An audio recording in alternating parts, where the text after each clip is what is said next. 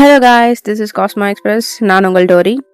இன்னைக்கு நான் உங்களுக்கு என்ன கொண்டு வந்திருக்கேன் அப்படின்னா, ஒரு சூப்பரான சைனீஸ் ட்ராமா, சி ட்ராமாவை கொண்டு வந்திருக்கேன். இந்த சி ட்ராமாவோட பேர் வந்து பிளாசம்.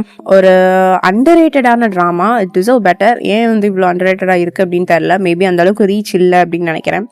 இதில் ஹீரோவும் சரி, ஹீரோயினும் சரி, இந்த பிளாட் சரி, அண்ட் இந்த சினிமாட்டோகிராஃபிக்லேருந்து எல்லாமே ரொம்ப ஆசமாக இருக்கும். செகண்ட் லீட்ஸ்லேருந்து எல்லா கேரக்டருமே நீங்கள் வந்து ரொம்ப ரசித்து பார்க்கலாம். அந்த மாதிரி ஒரு ட்ராமா அது. நீங்கள் சைனீஸ் ட்ராமாவை எடுத்துக்கிட்டிங்க அப்படின்னாலே சைனீஸ் நாவல்ஸை பொறுத்த வரைக்கும் உங்களுக்கு ரீபர்த், ரீஇன்க்ளினேஷன், டைம் ட்ராவல் இந்த மாதிரியான பிளாட்ஸ் வச்சு நிறைய நாவல்ஸ் இருக்கும். பட் அன்ஃபார்ச்சுனேட்லி ட்ராமாவை எடுக்கும் போது இந்த மாதிரியான பிளாட்டை நிறைய எடுக்கிறது கிடையாது. அது மாடர்னாக இருந்தாலும் சரி, ஹிஸ்டாரிக்கலாக இருந்தாலும் சரி, இந்த மாதிரியான ட்ராமாஸ் வந்து ரொம்ப கம்மியாக செலக்டிவாக தான் இருக்கும். பட் ஒரு டைம் ட்ராவல் பிளாட்டை சேர்ந்த ட்ராமா தான் இது. இந்த ட்ராமாவோட பேர் தி பிளாசம். உங்களுக்கு விடிவி இல்லைனா யூடியூப்லேயுமே உங்களுக்கு ஃபுல் எபிசோட் அவைலபிளாக இருக்குது. கண்டிப்பாக செக் பண்ணி பாருங்கள். 2024 வந்த ட்ராமா இது. மொத்தமாக 34 எபிசோட்ஸ் இருக்குது. ஒரு எபிசோடும் உங்களுக்கு 45 மினிட்ஸ் கொடுத்துருப்பாங்க. இது ஒரு historical romance fantasy drama. So leads அப்படின்னு பார்த்தோன்னா ரெண்டு மெயின் லீட்ஸுமே சூப்பராக ப்ளே பண்ணியிருப்பாங்க. ரெண்டு பேருமே ஈக்குவலாக எஃபர்ட் கொடுத்துருப்பாங்க. கண்டிப்பாக ஒருத்தர் தான் பெஸ்ட்டு, இன்னொருத்தர் தான் பெஸ்ட்டுன்னு நம்ம சொல்லவே முடியாது. அந்த அளவுக்கு ரெண்டு பேரும் ப்ளே பண்ணியிருப்பாங்க. இதில் ஹீரோ எடுத்துக்கிட்டிங்க அப்படின்னா இது வந்து நமக்கு ஒரு ஃபெமிலியரான ஃபேஸாக தான் இருக்கும். இவர் வந்து ஒரு செகண்ட் லீடாக ப்ளே பண்ணியிருப்பார். முன்னாடி ஒரு ட்ராமாவில் லவ் லைக் த கேலக்ஸி அப்படின்னு சொல்லிட்டு அந்த சி ட்ராமாவில் செகண்ட் லீடாக இவர் ப்ளே பண்ணியிருப்பார். அப்போவுமே ரொம்ப வந்து ஒரு சூப்பராக ஒரு நாட்டியான ஒரு கேரக்டராக ப்ளே பண்ணியிருப்பார். இதில் ரொம்ப சீரியஸான ஒரு கேரக்டராக ப்ளே பண்ணியிருப்பார். அண்ட் நம்ம ஹீரோயின் எடுத்துட்டோன்னா one of the underrated actress. கண்டிப்பாக இதுக்கு மேலே வந்து அவங்க ஒரு பெரிய இடத்துல வருவாங்க, ஃபேமஸ் ஆவாங்க அப்படின்னு நம்புகிறேன். அதுக்கு நிறைய சான்சஸ் இருக்குது. உண்மையிலே இவங்க அதுக்கு ஒரு டிசர்வ்டான பர்சன் தான். இவங்க வந்து ஒரு ராயல் ரூமர்ஸ் அப்படின்னு சொல்லிட்டு ஒரு சி ட்ராமாவில் ப்ளே பண்ணியிருப்பாங்க. ரொம்ப ஸ்ட்ராங்கான ஒரு போல்டான கேரக்டராக அதுலேயும் ப்ளே பண்ணியிருப்பாங்க. நீங்கள் அதையும் கண்டிப்பாக பாருங்கள், உங்களுக்கு கண்டிப்பாக பிடிக்கும். இது ஒரு டிபிக்கல் ஹிஸ்டாரிக்கல் ட்ராமா தான். ஸோ அதனால வழக்கம் போல் இம்பீரியல் ஃபேமிலி, நோபல்ஸ், மினிஸ்டர்ஸ்ன்னு சொல்லி எல்லா பொலிட்டிக்கல் ட்ராமாவும் இதில் இருக்கும். ஸ்டோரி ஸ்டார்டிங்கில் நம்மளோட ஹீரோயினை தான் காட்டுறாங்க. இவங்க வந்து ஒரு நோபல் ஃபேமிலியை சேர்ந்தவங்க. இவங்க யாரோட ஃபேமிலி அப்படின்னா ஒரு மினிஸ்டரோட சொந்த தம்பியோட பொண்ணு தான் இவங்க. ஸோ அதே மாதிரி ஒரு லக்ஸரியஸான லைஃப் தான் வாழ்வாங்க அப்படின்னு நம்ம நினைப்போம். பட் அன்ஃபார்ச்சுனேட்லி சின்ன வயசுலேயே அம்மாவை இழந்ததுனால ஸ்டெப் மதரோட தான் அவங்க வளர்கிறாங்க. ஸோ ஸ்டெப் மதர்னால் எப்படின்னு நமக்கு எல்லாத்துக்குமே தெரியும். ஒரு டிப்பிக்கலான ஸ்டெப் மதர் தான் இவங்களும். ஸோ ரொம்ப கஷ்டப்பட்டு சரி கல்யாணம் பண்ணி போகிறப்ப அது நிம்மதியாக இருப்போம் அப்படின்னு சொல்லி ஒருத்தனை கல்யாணம் பண்ணுறாங்க. அவன் எப்படிப்பட்டவன் அப்படின்னா ஒரு ஊதாரித்தனமாக அலையிற ஒருத்தன். உண்மையிலே பொண்டாட்டி மேலே பொறுப்பே இல்லாமல் அலைஞ்சிட்டு இருப்பான். ஆனால் அவனோட மொத்த சொத்தையும் எல்லாத்தையும் நம்ம ஹீரோயின் தான் பொறுப்பாக பார்த்துக்கிட்டு இருக்காங்க. ஆனால் கொஞ்ச நாளில் அவங்களுக்கு வந்து உடம்பு சரியில்லாமல் போயிடும். ரொம்ப மோசமான நிலைமைக்கு வந்தோன்னே அவங்க ஸ்டெப் மதர் தன்னோட பொண்ணு, அதாவது ஹீரோயினோட தங்கச்சியை அனுப்புகிறாங்க பார்த்துக்கிறதுக்கு. ஸோ இப்போவே உங்களுக்கு புரிஞ்சிருக்கோம் என்ன நடக்கும் அப்படின்னு. மாதிரி ஹீரோயினோட தங்கச்சியும் அந்த ஹஸ்பண்டும் ஒரு அஃபேரில் இருக்கிறத நம்ம ஹீரோயின் பார்த்துடுறாங்க.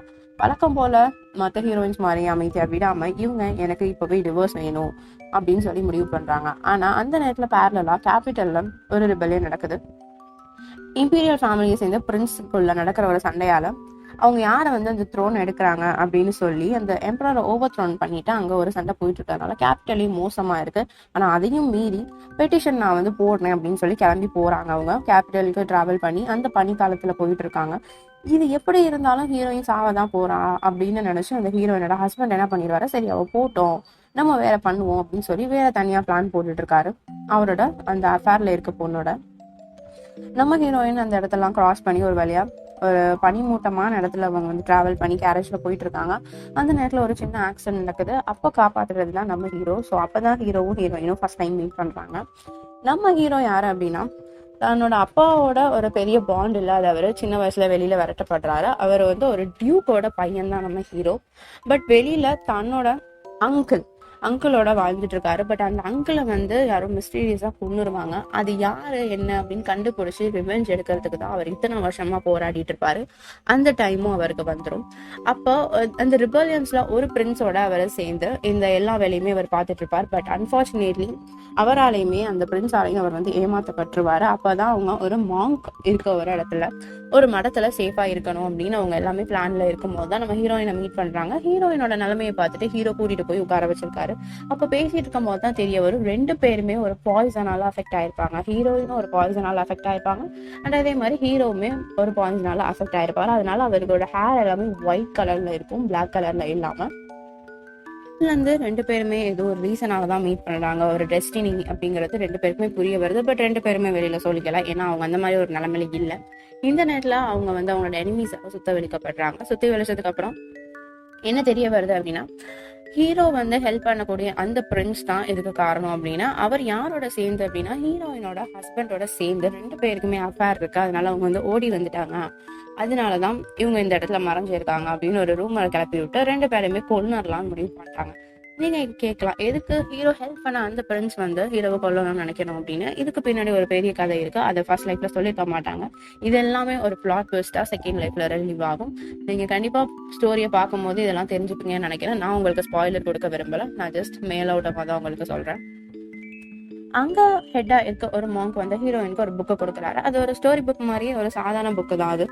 அது வந்து இது உன்கிட்ட தான் சேரணும் அப்படின்னு இருக்கு, அதனாலதான் உனக்கு நான் கொடுக்குறேன் அப்படின்னு சொல்லி அவர் வந்து அந்த ஹீரோயின்ட்டு அது கொடுப்பாரு. இதெல்லாம் எடுத்துட்டு ஒளிகிற சமயத்துல என்ன ஆயிடும் அப்படின்னா, ரெண்டு பேருமே ஒரு இடத்துல மாட்டிப்பாங்க. அண்ட் ஹீரோயின் ரெண்டு பேருமே ஒரு அம்பை விட்டு கொண்டுருவாங்க. ரெண்டு பேருமே செத்துருவாங்க. அப்படின்னு பார்த்தா அடுத்த நாள் நம்ம ஹீரோயின் அதே இடத்துல கண் முழிக்கிறாங்க. ஆனா ஒரு 15 வருஷத்துக்கு முன்னாடி சின்ன வயசுல அவங்க அம்மா இருந்த காலகட்டத்துல அவங்க கண் முழிக்கிறாங்க. அதே மாங்க் அவர் பாக்குறாங்க. அந்த மாங்க் வந்து ரொம்ப சின்ன வயசுல அவங்க வயசுல இருக்க ஒருத்தரா இருக்காங்க. அவர் தான் ஆக்சுவலி ஹெல்ப் பண்ணி அவங்களுக்கு தலையில கட்டெல்லாம் போட்டு விட்டு படுக்க வச்சிருப்பாங்க. இப்ப ஹீரோயினோட அம்மா வந்து ஹீரோயினை கூட்டிட்டு போற நேரத்துல பேரலா நம்ம ஹீரோ வந்து முழிக்கிறாரு. ஆனா அவருக்கு எதுவுமே பெருசா ஞாபகம் இருக்காது. ரொம்ப பிளர்ரா இருக்கும். அவரை பொறுத்த வரைக்கும் இதெல்லாம் ஏதோ ஒரு கனவு அப்படின்னு நினைச்சு ஒரு கனவாவே அது போயிடுது. அவங்க ரெண்டு பேருமே வந்து அந்த இடத்துல மீட் பண்றாங்க. பட் ரெண்டு பேருக்குமே அடையாளம் தெரியாது. அண்ட் கிராஸ் ஆகி போயிடுறாங்க. இப்ப நம்ம ஹீரோயினுக்கு இருக்க ஒரே வேலை அவங்க அம்மாவை காப்பாற்றணும். அண்ட் அடுத்து அவங்க அப்பாவோட பாண்ட் வந்து சரி பண்ணணும். அண்ட் அவங்க ஃபேமிலியை காப்பாற்றணும். இந்த மாதிரி ஒருத்தனை கல்யாணம் பண்ணி கஷ்டப்படாம இருக்கணும் அப்படிங்கிறது மட்டும்தான் அவங்களோட முக்கியமான எய்ம். இது அவங்க பண்ணாங்களா இல்லையா, நம்ம ஹீரோவுக்கு ஆக்சுவலி என்ன நடந்துச்சு, ஹீரோவுக்கும் ஹீரோட அப்பாவுக்கும் ஏன் அந்த பாண்ட் இப்படி இருக்கு, அவங்க அம்மா எதனால இறந்தாங்க, ஹீரோவும் ஹீரோயினும் சேர்ந்தாங்களா இல்லையா அப்படிங்கிறது தான் இந்த ஃபுல் ஸ்டோரி. பட் செகண்ட் லைஃப்ல ஹீரோயின் மீட் பண்ணும்போது அந்த அளவுக்கு ஒரு நல்ல ஃப்ளோல அவங்க மீட் பண்ண மாட்டாங்க. ஏன்னா ரெண்டு பேருமே வெவ்வேறு ஒரு சர்க்கம்ஸ்டன்ஸ்ல இருக்கும்போது ஒரு மோசமான நிலைமையில தான் மீட் பண்றாங்க. ஒரு நல்ல இம்ப்ரெஷனே இல்லாம போயிடும். பட் போக போக அவங்க ரெண்டு பேருக்குமே ஃபீலிங்ஸ் டெவலப் ஆகுது. ஹீரோயின் என்னதான் வேணான்னு விலகினாலும் ஹீரோ வந்து தன்னால முடிஞ்சதை பண்றாரு. அண்ட் ரெண்டு பேருமே ஒரு கட்டத்துல கல்யாணம் பண்ணிக்கலாம் அப்படின்னு முடிவு பண்றாங்க. அண்ட் அவங்க கல்யாணமும் பண்றாங்க. அதுக்கப்புறம் ரெண்டு பேரும் சேர்ந்து அவங்க எல்லா பிரச்சனையுமே முடிச்சுட்டு வந்தாங்களா இல்லையாங்கிறது தான் இந்த கதை. இதுல செகண்ட் லீடுக்கும் எப்பவுமே ஹீரோயினுக்கும் ஒரு லவ் தான் இருக்கும். பட் லவ்வையும் தாண்டி ஒரு பியூரான ஃப்ரெண்ட்ஷிப் அதை காட்டியிருப்பாங்க. கண்டிப்பா அதை நம்ம வந்து ரசிச்சு பாக்குற மாதிரி இருக்கும். அண்ட் அதுக்கப்புறம் நிறைய பிளாட்ஸ் அண்ட் கேரக்டர்ஸ் எல்லாம் இருப்பாங்க. அவங்களுக்கு ஒரு தனி எமோஷன்ஸ், தனி ஸ்டோரிஸ்ன்னு சொல்லிட்டு ஓவராலா ஒரு நல்ல ஸ்டோரி இது. அண்ட் எப்படி ஒரு நல்ல ஃப்ரெண்ட்ஷிப் இருக்கும் அப்படின்னு சொல்லி காட்டியிருக்காங்க. அண்ட் அதுக்கப்புறம் ஒரு ஃபேமிலி பாண்ட்ஸையும் அவங்க ரொம்ப அழகா தெளிவா சொல்லியிருப்பாங்க. என்னதான் மணி அண்ட் ஃப்ரேம் முக்கியமா இருந்தாலும் கடைசியில நமக்கு ஃபேமிலிங்கிறது ஒன்று ரொம்ப முக்கியம் அப்படிங்கிறத ரொம்ப அழகா சொல்லி முடிச்சிருப்பாங்க. இந்த மாதிரி நிறைய எமோஷன்ஸோட கலந்து கொடுக்கப்பட்டிருக்க ஒரு ட்ராமா தான் த பிளாசம். ஸோ கண்டிப்பா பாருங்க, உங்களுக்கு பிடிக்கும் அப்படின்னு நம்புறேன்.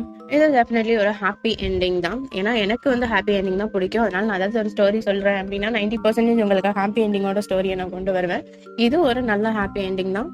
நீங்க ஃபுல்லா ஃபர்ஸ்ட் எபிசோட்ல இருந்து லாஸ்ட் எபிசோட் வரைக்கும் ரொம்ப ரொம்ப என்கேஜிங்கா பார்க்கலாம். அந்த மாதிரி ஒரு எபிசோடுமே ஒரு புது விஷயத்த கொண்டு வந்து சூப்பரா நம்மளா ஒரு எட்ஜ்ல கொண்டு வந்து நினைப்பாங்க. எல்லாம் பிளாட் ட்விஸ்ட்டுமே ரொம்ப சூப்பரா ரிவீல் ஆகும். தேங்க்யூ ஸோ மச் ஃபார் வாட்சிங். உங்களுக்கு இந்த வீடியோ பிடிச்சிருந்துச்சு அப்படின்னா ஒரு லைக் பண்ணுங்க, சப்ஸ்கிரைப் பண்ணுங்க, அண்ட் கண்டிப்பாக உங்களால் முடிஞ்சா ஷேர் பண்ணுங்க. தேங்க்யூ. அடுத்த ஒரு சூப்பரான வீடியோவில் உங்களை நான் மீட் பண்ணுறேன். And this is story.